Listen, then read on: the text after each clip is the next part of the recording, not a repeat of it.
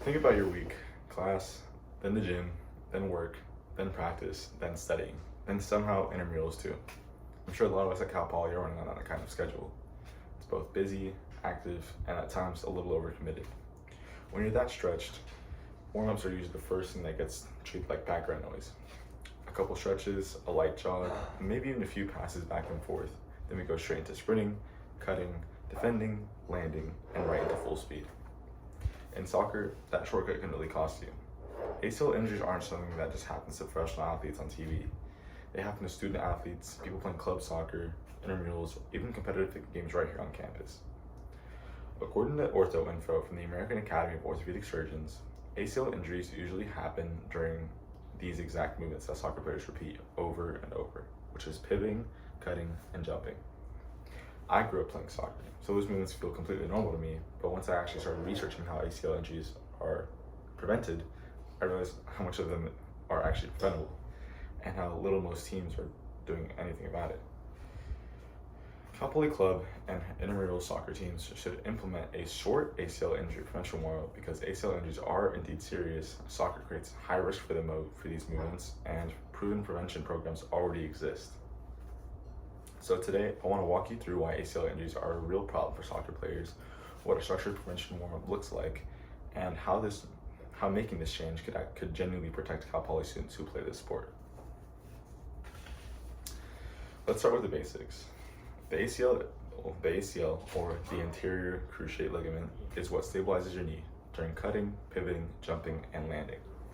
And OrthoInfo points out that the ACL injuries typically happen during these exact movements. That's not a coincidence, because those movements are soccer.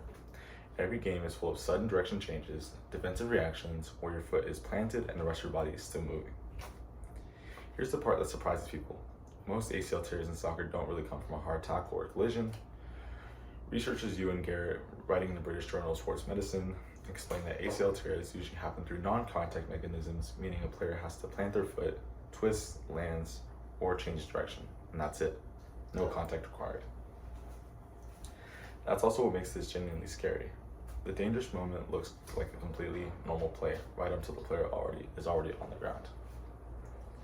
And this isn't just a professional league concern. A 2025 peer-reviewed study in Science and Medicine in Football looked at 10 seasons of NCAA soccer and found that ACL and knee injury risk deserves real attention at the college level, especially in competition, and especially in women's soccer.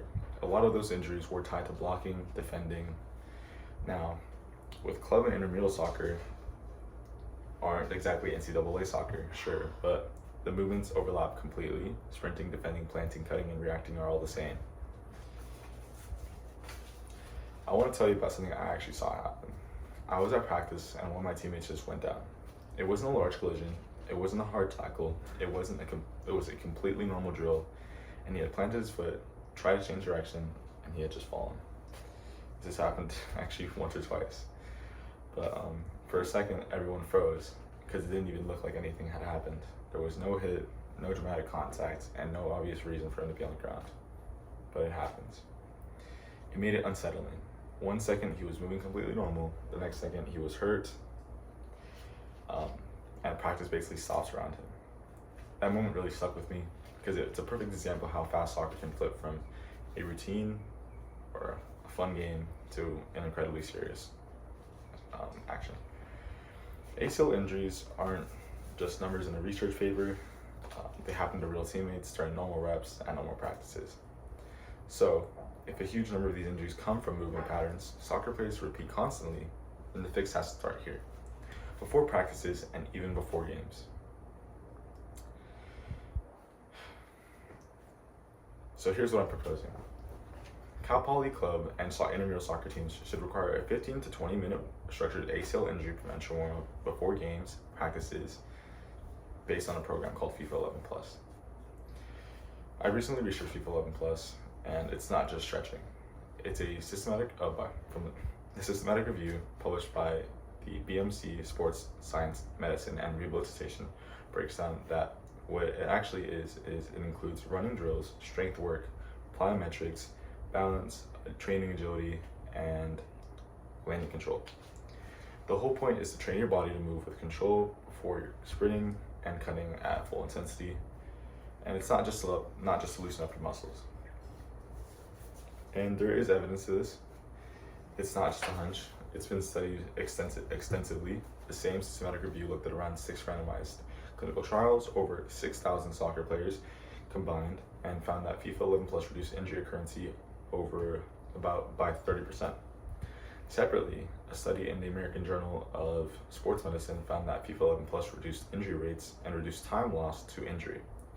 Specifically in competitive male collegiate soccer players, this program has already been tested on athletes like the ones playing club and intramural soccer at Cal Poly right now.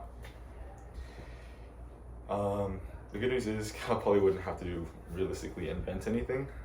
Cal Poly already has programs similar, and the program already exists as FIFA 11 Plus, as I explained. ASI already runs organized intramural soccer with real rules, check-ins, and eligibility requirements. So we already have structure where something like this could just get added in. This could show up in team registration materials, captain meetings, or pre-game expectations. Club teams would have coaches or captains lead it. Intramural teams could run a shorter captain-led version for games, so it doesn't need any equipment or budget.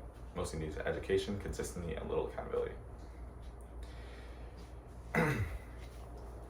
Now, I know what some of you may be thinking. Teams already warm up. Why do we need to make this a requirement? And that's a completely fair point. However, most teams just jog, pass, and stretch. That's a real difference between a casual warm-up and a structured French warm-up like FIFA 11 Plus, which specifically targets the knee alignment, balance, landing mechanics, and the exact stuff that actually prevents these injuries. A casual jog just won't do that. And some of you may be thinking 15 to 20 minutes feels like a lot for a game. Sure, but compare 15 minutes to 3 months of physical therapy after an ACL tear. That trade-off is nowhere close. If Cal Poly adopted this, the payoff wouldn't be just a few injuries, it would change the sport. It would change the entire culture on how we treat recreational sports. Thank you.